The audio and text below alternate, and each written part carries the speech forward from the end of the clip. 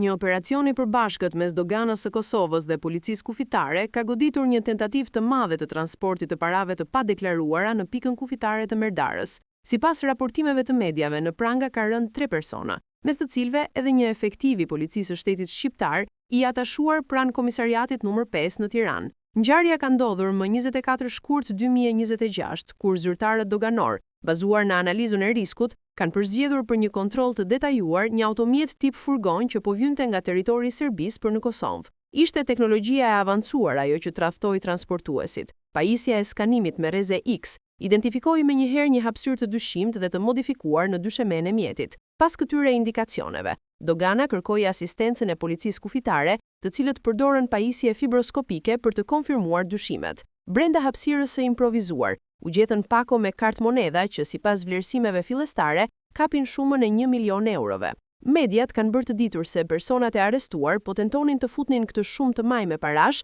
pa i deklaruar te autoritetet kompetente. Pesha e këtij skandali rëndohet nga fakti se një nga të dyshuarit është pjesë e strukturave të policisë shqiptare, çka ka ngritur pikpyetje të mëdha mbi origjinën e parave dhe destinacionin e tyre final. Dogana e Kosovës ka theksuar se ky zbulim është dëshmi e efikasitetit të pajisjeve moderne në parandalimin e veprimtarive të kundërligjshme financiare dhe kontrabandës. Aktualisht të dyshuarit janë ndaluar dhe mjeti është sekuestruar, ndërsa po vjon puna për të zbardhur nëse ky transport ishte pjesë e një rrjeti më të gjerë kriminal të pastrimit të parave.